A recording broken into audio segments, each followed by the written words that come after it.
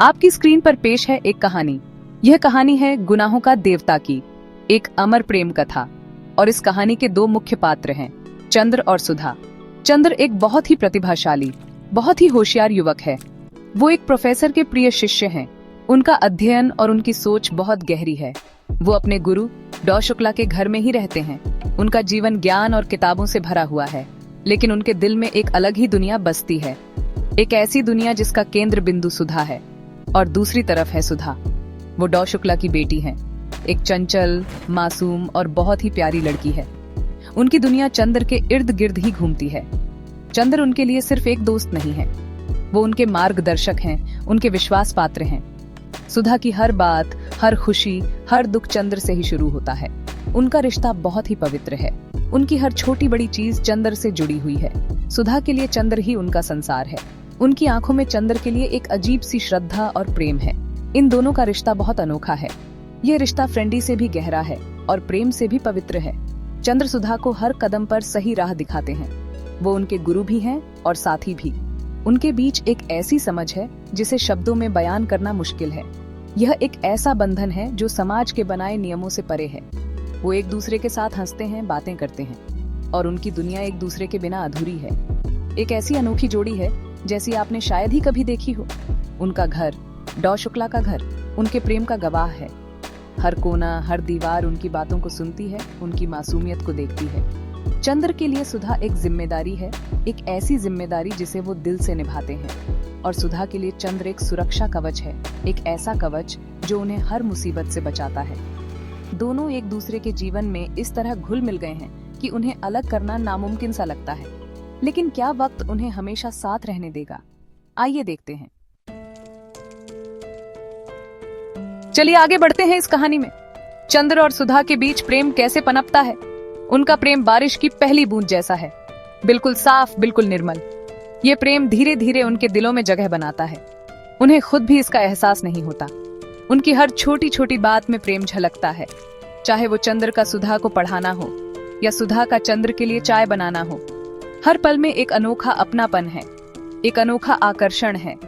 उनका प्रेम किसी नदी की तरह शांत और गहरा है। उनके प्रेम में कोई शर्त नहीं है, कोई मांग नहीं है। यह एक निश्चल प्रेम है, एक इनोसेंट लव। वो दोनों एक दूसरे के साथ समय बिताना पसंद करते हैं, घंटों बातें करते हैं। उनकी बातों में भविष्य की चिंता नहीं होती, सिर्फ वर्तमान का आनंद होता है। सुधा अपनी हर बात चंद्र से कहती है, अपने सारे राज उन्हें बताती है, और चंद्र उनकी हर बात को बहुत ध्यान से सुनते हैं। उनका रिश्ता विश्वास की बुनियाद पर टिका है, एक ऐसा विश्वास जो पत्थर की तरह मजबूत है। लेकिन इस प्रेम पर समय की नजर लग जाती है। जैसे जैसे सुधा बड़ी होती है, उनके रिश्ते का मतलब बदलने लगता है। जो कल तक मासूमियत थी, आज उसमें एक गहरा एहसास जुड़ जाता है। चंद्र इस एहसास से डरते हैं। वो जानते हैं कि उनका मिलन समाज की नजरों में सही नहीं है। उन्हें लगता है कि वो सुधा की मासूमियत के लायक नहीं है। वो खुद को गुनाहों का देवता समझने लगते हैं, एक ऐसा देवता जो अपनी ही पूजा करने वाली को पवित्र नहीं रख सकता। यह उनके मन का एक बहुत बड़ा संघर्ष है। सुधा के लिए चंद्र ही उनके प्रेम की परिभाषा है।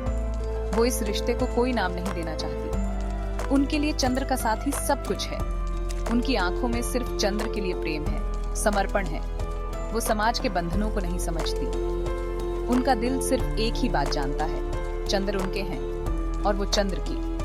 लेकिन क्या उनका यह मासूम प्रेम समाज की दीवारों को तोड़ पाएगा? लॉक किया जाए इस प्रश्न को, क्योंकि जवाब बहुत कठिन है। अब हम कहानी के उस मोड़ पर आ गए हैं जहां फैसले लिए जाते हैं, फैसले जो दिलों को तोड़ देते हैं। समाज और परिवार का दबाव, ये एक ऐसी दीवार है जिसे लांघना आसान नहीं होता। डॉ शुक्ला, सुधा के पिता, अपनी बेटी के लिए एक अच्छा वर ढूंढते हैं। उनकी नजर में चंद्र एक योग्य उम्मीदवार नहीं है। उनका सामाजिक स्तर अलग है, और यही सच्चाई चंद्र को अंदर से तोड़ देती है। वो जानते हैं कि वो सुधा से कितना प्रेम करते हैं, लेकिन वो अपने गुरु को धोखा नहीं दे सकते। सुधा की शादी तय हो जाती है, एक अच्छे परिवार में, एक अच्छे लड़के से। ये खबर चंद्र के लिए एक पहाड़ की तरह टूटती है। उनका दिल बिखर जाता है, लेकिन वो अपने चेहरे पर एक झूठी मुस्कान रखते हैं। वो सुधा को ये एहसास नहीं होने देते कि वो कितने टूटे हुए हैं। वो खुद ही सुधा की शादी की सारी तैयारियों में लग जाते हैं। हर रस्म, हर रिवाज में वो सुधा के साथ खड़े रहते हैं, एक पत्थर की तरह। जिसके अंदर एक ज्वालामुखी दबी हुई है। सुधा इस सच्चाई को स्वीकार नहीं कर पाती। वो चंद्र से पूछती है, तुमने मुझे रोका क्यों नहीं? लेकिन चंद्र के पास कोई जवाब नहीं है। वो अपने कर्तव्य और अपने प्रेम के बीच में पिस रहे हैं।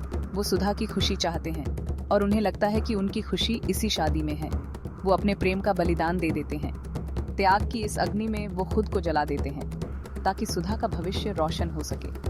ये एक बहुत ही मुश्किल पल है, एक बहुत ही भावुक दृश्य। और फिर वो दिन आता है, सुधा की शादी का दिन। डोली उठती है और चंद्र वहीं खड़े देखते रहते हैं। उनकी दुनिया उनकी आंखों के सामने उनसे दूर जा रही है। सुधा एक नए जीवन की शुरुआत करने जा रही है और चंद्र अकेले रह जाते हैं। उनके साथ रह जाती हैं सिर्फ यादें, सुधा की यादें, उनके प्रेम की यादें। उनका घर सूना हो जाता है, उनका जीवन सूना हो जाता है। यहाँ से शुरू होती है चंद्र के अकेलेपन और पछतावे की एक लंबी यात्रा। कंप्यूटर जी, चौथा और आखिरी पड़ाव दिखाया जाए। सुधा के जाने के बाद चंद्र का जीवन कैसा होता है? उनका जीवन एक रेगिस्तान बन जाता है, जहाँ दूर दूर तक सिर्फ अकेलापन है।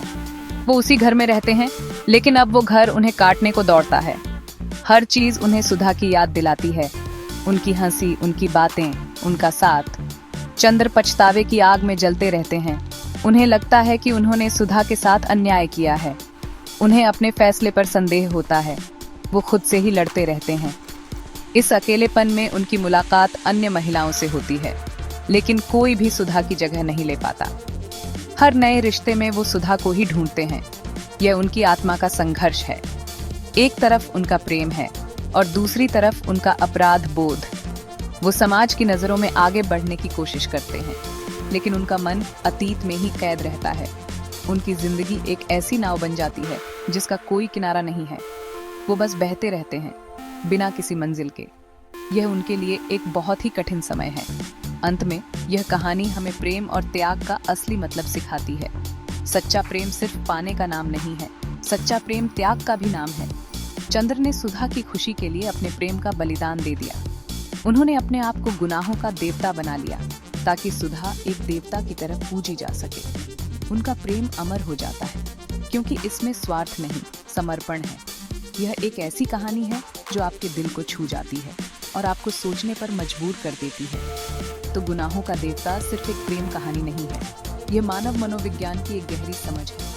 यह हमें बताती है कि कैसे समाज, कर्तव्य और प्रेम के बीच एक इंसान संघर्ष करता है। धर्मवीर भारतीय जी ने इस उपन्यास में प्रेम के एक अलग ही रूप को दर्शाया है, एक ऐसा रूप जो पवित्र है, अमर है। और इसीलिए सालों बाद भी यह कहानी लोगों के दिलों में जिंदा है और हमेशा जिंदा रहेगी। बहुत बहुत धन्यवाद।